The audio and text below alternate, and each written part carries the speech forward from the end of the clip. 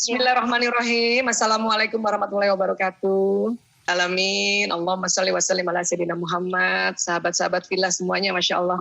Jadi multiple intelligence itu nama populernya bakat, ya. Memang sebelumnya ditemukannya 8, setelah itu riset berikutnya ternyata ada 9. Ya. Nah, saya yakin mungkin ibu-ibu yang bergabung sebagai pendidik di PAUD mungkin juga sudah pernah mendengar atau mengikuti seminar-seminar tentang multiple intelligence atau bakat, ya. Namun karena hari ini saya lihat beragam, ada sahabat-sahabat saya juga dari Samarinda, dari komunitas-komunitas ibu-ibu MEMTE namanya, ya, hadir. Jadi mungkin kita samakan dulu, kita punya pemahaman tentang multiple intelligence, barulah kita bagaimana caranya untuk menstimulasinya, ya. Namun mohon izin kalau kita bicara mungkin agak ambil waktu yang agak lama, ya. Jadi mudah-mudahan dalam waktu yang diberikan oleh panitia saya bisa mempresentasikannya, ya. Baik, nah basicnya apa sih kalau dalam Islam bicara tentang bakat atau multiple intelligence atau watak ini? Basicnya Quran surat Al-Isra ayat 84, ya. Bismillahirrahmanirrahim. Katakanlah wahai Muhammad, setiap orang berbuat sesuai dengan pembawaannya masing-masing, ya. Maka Tuhanmu lebih mengetahui siapa yang lebih benar jalannya, ya. Artinya setiap orang itu ada pembawaannya masing-masing. Artinya Allah kasih secara genetik pembawaan masing-masing yang ada sejak dalam rahim ibu, ya. Jadi ada kalau bahasa populernya turunannya gitu, ya. Nah, pembawaan itu biasanya kita membahas 2 hal, watak dan bakat, ya. Nah, tentu karena watak dan bakat ini pembawaan anugerah dari Allah, maka semuanya baik, semuanya bagus. Itulah di sini dikatakan maka Tuhanmu lebih mengetahui siapa yang lebih benar jalannya. Artinya kita tidak boleh meremehkan watak anak kita, watak pasangan atau watak teman kita atau bakat anak, bakat, ya. Karena Tuhan Allah lebih mengetahui siapa yang lebih benar jalannya. Jadi basic adalah surat Al-Isra 84. Satu ayat ini diteliti oleh ilmuwan bertahun-tahun. Ya, luar biasa ya Quran ini, Masya Allah. Baik, nah sekarang bakat. Bakat itu apa sih definisinya, ya? Atau multiple intelligence itu apa? Ya. Bakat itu kemampuan bawaan, ya, yang merupakan potensi yang masih perlu dikembangkan atau dilatih untuk mencapai suatu kecakapan, pengetahuan dan keterampilan khusus. Jadi bawaan ini, bakat, ya. Nanti kita lihat di mana posisinya bakat, di mana posisinya IQ atau intelektual, ya. Ya, nah ternyata bakat sudah ada sejak dalam kandungan. Bahkan ada ya lelucon tapi ini betul ya saya, ya, kalau kita USG bayi kita ternyata udah ada bakatnya tuh. Lihat tuh yang punya bakat musikalis, kalau kita USG janinnya udah pegang gitar. Ya. Ini perlu kita lihat gambar-gambar kayak gini supaya inget, ya. Kadang-kadang otak kita senang banget yang lucu-lucu, yang ekstrim, ya. Nah, jadi bakat itu sudah ada sejak dalam kandungan, dan perpaduan antara, ya, multiple intelligence si ibu dengan si ayah, dia perpaduan, ya. Dan si ayah ini membawa gen-gen multiple intelligence dari 7 leluhur ke atas. Ibu juga begitu, 7 leluhur ke atas, mulai dari ibu, ya. Orang tuanya ibu ya leluhur kedua, tingkatan kedua. Jadi kalau ke atas leluhur, kalau ke bawah turunan, nah gitu. Itu istilah-istilah, ya. Nah, kemudian setelah pertemuan kromosom antara ibu dan ayah atau suami istri, maka terjadilah program-program, dan itu Allah simpan di otak manusia, ya. Ini otak manusia, kalau kita buka kepala kita kurang lebih seperti ini. Kalau kita lihat dari atas, ini bagian depannya, otak itu terbagi 2 oleh Allah, ya. Ada belahan kanan, ada belahan kiri, dan otak itu sendiri ada otak besar dan ada otak kecil, ya. Di dalamnya, ini mungkin teman-teman ibu-ibu khususnya para pendidik di PAUD pernah belajar juga tentang ini, ya. Saya ulang nggak apa-apa, ya. Nah, ada sel otak atau neuron, ya. Jumlahnya triliunan, tapi yang aktif ada 100 miliar neuron. Ya, satu neuron ini kerjanya kayak komputer yang hebat. atau ada beberapa ahli mengatakan satu neuron kerjanya seperti satu komputer yang tercanggih di zamannya. Ya. Kemudian setiap neuron ini satu komputer nih, bayangkan satu komputer ya Bun, ya ibu-ibu ya. Ini ada kabelnya, ini katakan laptop lah ya, ini ada kabelnya yang ke stop kontak, ya. Terus nanti di pinggir-pinggirnya laptop itu ada kabel-kabel atau potensi-potensi untuk sambung dengan kabel-kabel laptop yang lain atau perangkat yang lain. Ya, nah ini kita punya 100 miliar, Masya Allah. Dan di dalam neuron ini ada program-program. Dan di antara neuron ini kalau nanti membuat sebuah memori atau ingatan ini akan tersambung-sambung dengan neuron yang lain. Ya, ini contoh ada 2 neuron disambung, ya ketemu di sini. Ya, ini cuma baru 2 nih. Kita ada 100 miliar, ya. Nanti ada sambungan lagi yang lain, seperti itu. Ya. Nah, nanti di otak kita ini akan kalau kita ambil otak kita sedikit, kemudian kita lihat di mikroskop elektron yang pembesaran yang besar ini, maka ternyata ada sambungan-sambungan kabel-kabel saraf tadi. Ya, kabel-kabel saraf. Nah, sekarang kita belajar istilah pintar dan cerdas dulu ya Bu. Pintar dan cerdas, ya. Tapi dari pandangan pendekatan neuroscience, ya. Nah, otak kita ini kalau baru pertama belum tersambung, maka pada saat belajar sesuatu ya itu ada sambungan yang baru. Ya. Terus kalau otak tadi ya diulang-ulang ya. Jadi misalnya nih pertama sekali anak-anak belajar tentang 1 + 1 2. Pada saat waktu PAUD disampaikan oleh para pendidik di PAUD sampaikan begitu. Anak itu kalau baru pertama kali dengar maka dia tersambung neuronnya. Kemudian dia ulang-ulang di rumah, diulang oleh ibunya kah, atau diulang oleh dirinya, atau besoknya guru-guru atau pendidik di PAUD mengulang lagi, maka 1 + 1 2 sudah mulai berulang, maka makin tebal. Diulang lagi, maka tambah tebal. Diulang lagi, maka tambah tebal. Nah, ini yang terjadi di otak kita.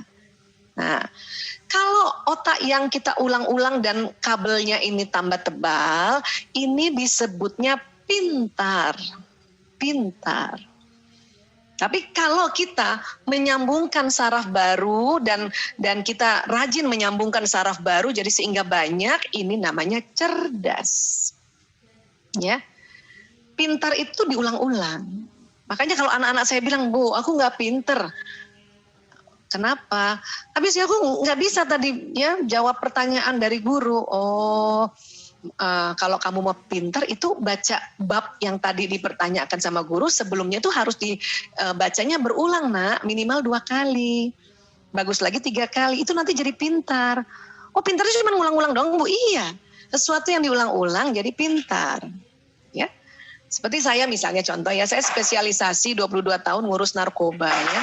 Walaupun 2 tahun terakhir cuma jadi konsultan aja karena sudah anak-anakku yang jalani ini sama tim ya. Nah, di otak saya katakanlah 22 tahun ya, kalau dikurang 2 tahun, 20 tahun mengulang-ulang pelajaran narkotika, ciri-ciri pasien dan sebagainya. Itu di otak saya tentang narkotika itu sudah pintar. Tapi saya tidak mau hanya pintar narkotika, soal narkotika saja atau penanggulangan narkoba saja. Saya senang belajar pelajaran yang lain. Saya senang ketemu ya atau melihat tempat-tempat baru. Nah, nanti akan tersambung neuron yang baru ini. Ini namanya cerdas. Cerdas. Ya. Nah, kita di otak kita itu kecerdasan multiple banyak. Ya. Cuman yang masih baru bisa terdeteksi itu 9, ya. Saya juga kenapa senang silaturahim. Kalau dulu ya kata Bu Endang kan kita ketemu ya sebelum pandemi ya. Itu kenapa saya suka sekali jalan-jalan ke taklim-taklim atau ke sekolah-sekolah supaya saya mau cerdas, ketemu orang baru, sahabat baru. Nah, cuman sekarang karena new normal, ketemu sahabat baru atau bersilaturahimnya lewat kondisi kayak gini pakai Zoom. Itulah saya senang sekali sebelum di awal tadi, misalnya sebelum mulai seminar, saya lihat satu-satu wajahnya, nama-nama ibu-ibu, kemudian saya lihat wajahnya. Saya senang kalau videonya dinyalakan di awal-awal atau nanti terakhir kalau habis seminar atau diskusi videonya dinyalakan. Kenapa? Karena itulah silaturahimnya. Ya. Walaupun saya tahu kadang-kadang enaknya Zoom gini, ibu-ibu mungkin sambil nyetrika, sambil masak, ya nggak apa-apa juga. Tapi sekali-sekali dibuka untuk say hello, gitu ya. Bu Indi misalnya gitu ya, Bu Ineke misalnya gitu ya. Nah itu yang menjalin silaturahimnya tuh di situ. Ya, karena kalau misalnya kita nggak sempat Bu lihat wajahnya, ya kita nggak bisa, otak kita tidak mengenali siapa ini gitu. Kalau misalnya saya lihat wajah teman-teman yang sudah pernah saya lihat, maka otak saya makin tebel itu, makanya saya makin pintar, makin kenal langsung. Tapi kalau baru jumpa ibu-ibu yang baru, nah itu otak saya cerdas. Ya, nah ini sekarang silaturahim gaya new normal karena kondisi seperti inilah lewat Zoom seperti ini sangat barokah insya Allah ya. Asal sesekali buka dulu kameranya ya. Walaupun gangster, gangdaster enggak apa-apa Bu. Ya, pakai bergoh aja langsung sapa-sapa kayak gitu ya. Nah, oke. Baik, sekarang kita masuk lagi lebih dalam ya. Ini ya ada otak besar, ada otak kecil dilihat dari samping kiri. Ya. Nanti kan terbagi dua tuh kanan dan kiri. Nah, kemudian otak besar ini dibagi-bagi lagi oleh Allah. 1, 2, 3, 4. Ada nama-namanya Bu. Ya, cuman kita nggak usah hafal nama. Pokoknya kebayang aja setiap belahan dibagi 4 oleh Allah. Belahan kanan 4, belahan kiri 4. Nah, di dalamnya ada neuron-neuron kayak gini. Ya. Sebanyak satu otak itu 100 miliar. 100 miliar itu banyak banget. Ya, nah ini perumpamaannya seperti ini. Nah, kemudian karena dibagi-bagi sehingga ilmuwan bisa mendeteksi ini bagian sini apa isi neuronnya ya, programnya apa ya. Yang sini apa ya, yang sini apa. Ini yang otak kecil, ini batang otak. Ya, informasi yang dari otak itu nanti akan turun ke batang otak, masuk sumsum tulang dan dia akan jalan ke seluruh tubuh. Itulah makanya kita bisa mendeteksi watak orang, ya apakah pasangan ataukah anak atau siapapun kita watak orang, dan juga bisa mendeteksi bakat. Tentu kalau kita mau bisa mendeteksi bakat harus ada ya tips-tips yang kita tahu dulu. Oke, jadi disinilah ada watak, program watak dan juga ada bakat atau multiple intelligence tadi. Bu Aisyah, IQ itu yang mana? IQ itu di depan sini, terutama paling depan. Ya, emang ini tempat apa Bu Aisyah? Nah, ini kalau di dalam ilmu neuroscience, neuron-neuron di sini ini belum ada isinya, sudah ada sistem tapi belum ada isinya. Kalau di sini sudah ada isinya, Allah kasih. Makanya disebut pembawaan. Ya, nah disinilah ini ya tanggung jawab kita sebagai orang tua ya pada anak masih kecil untuk mengisinya, gitu ya.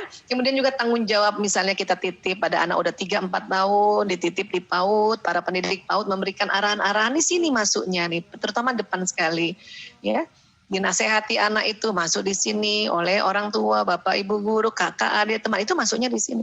Bila kita sendiri belajar. Ya, belajar di Zoom kah atau baca buku sendiri atau lihat di YouTube itu nanti ilmunya masuk sini. Ya, nah itu makanya nanti yang akan beda adalah yang di depannya ini. Watak bakat bisa hampir sama, makanya bisa terdeteksi. Tapi ini yang beda. Saya lahir di Jakarta, besar sampai SMA di Jakarta, maka sekolahnya di Al-Azhar, maka memori saya di sini tentang Al-Azhar.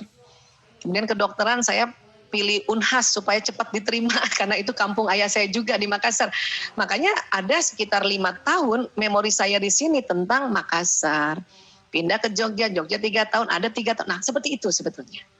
Ya. IQ memang dibantu untuk mau tahu bagaimana ya kekuatan sambungan saraf itu, lemnya kekuatannya gimana gitu. Tapi kalau bakat itu bukan untuk mau tahu anak ini IQ-nya tinggi apa enggak. Kita kalau mau tes bakat mau tahu yang mana bakat dominannya anak-anak ini atau diri kita. Sebelum kita mengetahui anak harus kita tahu dulu diri kita gimana supaya lebih gampang. Ya, sampai sini sepakat dulu ya ibu-ibu ya. Jadi watak tuh di sini, ini namanya lobus parietalis. Nanti watak yang atau bakat di sini dia berinteraksi dengan ilmu yang di sini. Contoh misalnya, ada anak bakat kecerdasan musikalisnya tinggi. Neuron yang ada di sininya banyak tentang musikalis. Ya. Sehingga pada saat dia melihat seseorang main gitar dari televisi atau misalnya lihat pamannya main gitar, dia langsung udah ngerti karena bakatnya udah ada di sini. Tinggal nanti dia belajar bagaimana cara memetiknya di sini. Bagaimana membaca not di sini. Tapi karena bakat musikalisnya tinggi di sini jadi gampang. Ya. Ada anak bakat kecerdasan musikalisnya bukan yang dominan, dia urutan ya tengah-tengah lah, urutan keempat. Maka dia perlu kursus, perlu ajaran-ajaran yang lebih sistematis. Nah, kursus-kursus yang diajarin itu ada masuknya di sini, dan dia berinteraksi. Itu ya, jadi artinya makanya ada yang dibilang dia otodidak belajar sendiri. Sebetulnya memang karena ada modalnya di sini, bakatnya udah ada, dia belajar di sini. Termasuk misalnya yang bakat ya kecerdasan naturalis. Salah satu kecerdasan naturalis ini adalah itu tadi, dia punya potensi untuk memasak, lihat gampang masaknya enak gitu. Ya mungkin ibu-ibu ada yang kalau misalnya lihat ada orang masak di YouTube cuman lihat doang itu langsung ilmunya masuk ke sini karena emang sudah ada bakatnya, dia berinteraksi. Makanya langsung gampang banget bikin masakan itu. Nah, itulah ya. Nah, misalnya lagi ya, ada anak kecerdasan kinestetik, bergeraknya itu tinggi, dominan, dia ada di sini. Kemudian diajarkan oleh gurunya main bola, itu ya akan interaksi dengan baik sehingga anak itu jago banget main bola. Dibanding misalnya seorang anak kecerdasan kinestetiknya, bergeraknya itu urutan ke-7. Diajarin setengah mati juga sepak bola itu dia nggak minat, dia nggak hobi. Kenapa? Karena kecerdasan kinestesiknya bukan yang dominan. Ini konsep yang perlu difahami dulu. Jadi kalau ditanya gimana Bu Aisyah menstimulasi, kita harus kenal dulu urutan multiple intelligence-nya apa anak kita ini atau diri kita, sehingga nanti masukkan arahannya di sini itu tepat guna, pas gitu. Itulah jangan heran misalnya kalau ada anak ya misalnya dia kecerdasan kinestetik atau bergeraknya di sini dominan. Kemudian waktu di sekolah ada ekskul bola. Ya, dia langsung bilang sama bundanya, "Bun, aku ikut bola aja deh." Kata bundanya, "Main musik aja, Nak, latihan gitar." Padahal dia kecerdasan musikalisnya bukan urutan yang dominan, mungkin urutan ke-8. Enggak mau Bunda. Nah, ini yang bahaya nih. Ya bundanya memaksakan masuk ekskul padahal dia bola gitu. Kenapa? Karena bundanya memang dia musiknya cukup baik gitu, jadi kepengen banget anaknya juga jago main musik kan begitu. Itu yang sering terjadi ya, pertentangan antara kemauan orang tua dan bakat anak. Ya bisa nggak dia dipaksa masuk kursus musik? Bisa aja. Tapi setengah mati pun dia belajar paling ya hanya bisa doang, nggak pinter dan nggak cerdas. Bisa aja. Nah ini ya, kita konsep ini harus paham ya. Jadi sekali lagi kalau mau tahu dan mengasah bakat atau kecerdasan multiple ini harus tahu dulu urutannya kayak apa. Harus pakai alat nggak Bu Aisyah, borang atau foam? Iya kalau di awal-awal. Tapi kalau lama-lama Bu, udah ibu bisa tahu kok kalau ibu mengamati anak-anak, mengamati para murid-murid, oh ini anak nih kecerdasan kinestetiknya tinggi. Kenapa? Lari-lari terus dia. Ada apa-apa ditendang, udah. Ada kan anak PAUD gitu, udah laki-laki lari-lari apa-apa ditendang. Oh dia punya kecerdasan kinestetik, maka ajarkan dia yang ada kaitannya dengan gerak. Ya, kalau mau ajarkan huruf hijaiyah sambil gerak. Terus saya sambil kayak gitu karena kita lihat dia kinestetik. Tapi ada anak senangnya gambar-gambar, coret-coret. Oh, itu namanya salah satu manifestasi dari kecerdasan ya visual spasial, senang membuat benda. Oh, ini anak senang ke situ. Ya sudah, arahkan. Ini ada kertas lagi, Nak. Mau gambar apa? Nah, gitu. Ya. Oh, ada anak senang banget lihat tanaman, senang banget lihat binatang. Ada kucing masuk di PAUD, dikejar-kejar itu kucingnya. Bisa jadi dia kecerdasan naturalisnya tinggi. Makanya berarti dia senang dengan binatang, hewan, dan biasanya suka masak juga. Maka ajarkan aja binatang-binatang, dia dengan akan sangat menarik buat dia. Ini cerita tentang gajah, cerita tentang kucing dan sebagainya. Ya, itu bisa dilihat. Ada anak senangnya ngomong sama temennya.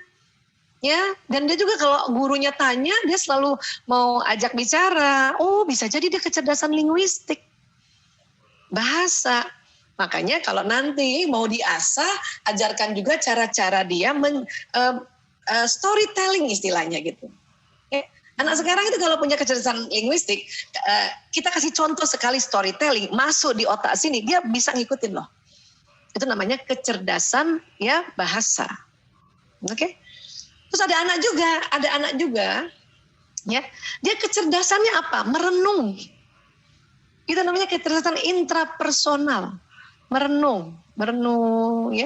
Terus merenung, dia ngeliatin orang-orang, liatin teman-temannya. Abis itu ya mungkin karena ada kecerdasan intrapersonal dan ada visual spasialnya juga, dia bergabung, dia gambar-gambar temannya, atau dia tulis temannya itu, entah walaupun tulisnya masih nggak bagus tulis. Ya itu namanya intrapersonal. Atau ada anak yang kok temennya ini seneng banget curhat sama dia gitu. Itu berarti dia punya kecerdasan intrapersonal dan kecerdasan bahasa dan juga kecerdasan antar teman, antar orang. Ada anak yang itu hebat banget kalau ketemu orang baru dia yang menyapa. Ya, datengin guru-gurunya, Assalamualaikum Miss, Assalamualaikum Bunda. Atau ada teman baru, kamu anak baru ya, tinggal di mana gitu. Itu berarti dia punya kecerdasan interpersonal. Ya. Makanya diajarkan untuk dia ya bagaimana diajarkan bagaimana greetings gitu, atau bagaimana apa kabar gitu ya. Terus dari mana aja, ini diajarin kayak gitu. Ada anak seneng banget hitung-hitungan, seneng banget main Lego, seneng banget dia nggak mau nyapa orang tapi main Lego ya, atau dia main robotik, atau seneng banget ngitung-ngitung simpo 1, 2. Oh, berarti dia punya kecerdasan logis matematis yang dominan di sini.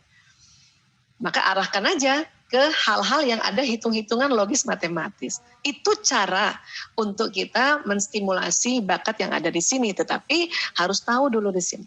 Jadi saya kasih tahu dulu konsep besarnya, baru bagaimana sih watak dan bakat sini. Ya. Apa nanti bedanya minat, hobi, passion Bu Aisyah? Nah, oke ya. Jadi sekali lagi multiple intelligence itu bahasa populernya bakat. Nah ini, jadi modalnya tuh bakat. Ya, satu lagi watak ya, mungkin hari ini kita tidak bahas watak secara mendalam ya. Bakat itu modal. Nanti ada kaitannya dengan minat, ada kaitannya dengan hobi, dan ada kaitannya dengan passion ya. Baik, nah sekarang bakat sering juga disebut talenta atau kecerdasan ganda, multiple intelligence ya. Adalah suatu kumpulan kemampuan atau keterampilan yang dapat ditumbuhkan atau dikembangkan. Jadi bakat seseorang itu nggak cuma 1. Bakat seseorang itu 8, bahkan sekarang ditemukan 9 ada di kepalanya. Tapi tidak 9-9-nya itu dominan. Ya, nanti dari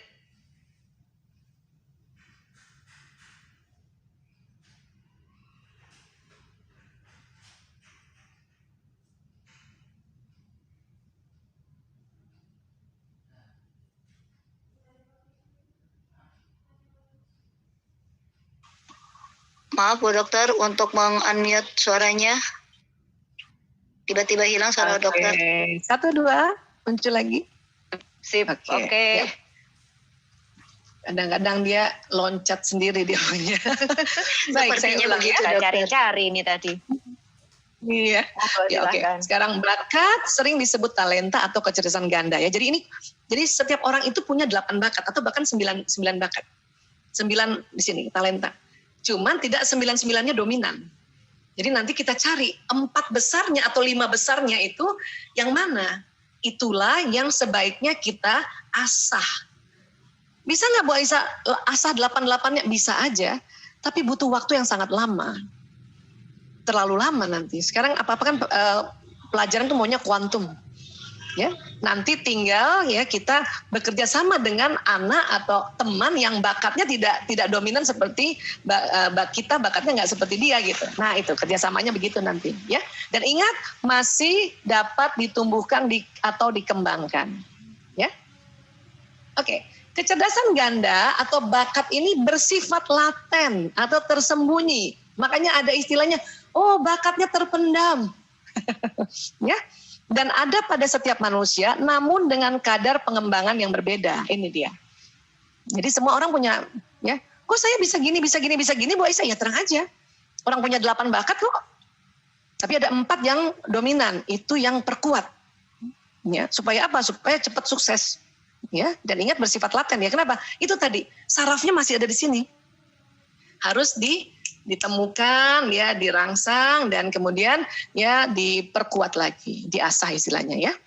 Nah sekarang siapa sih yang menemukan ini? Ini dia namanya Howard Gardner, ya Gardner. Ya dia sebetulnya sudah lama banget ya menemukan kecerdasan majemuk ya. Nah biasanya orang yang ilmuwan kayak gini, ini kecerdasan dominannya itu kecerdasan visual spasia, kecerdasan logis matematis, kecerdasan intrapersonal yang senang meneliti. Ya, dan juga ada kecerdasan naturalis. Ini biasanya kayak gitu nih orang-orang ilmuwan. Jadi kalau ibu-ibu punya anak atau murid pendiam, suka mengamati, itu semua calon ilmuwan itu. Ya, baik.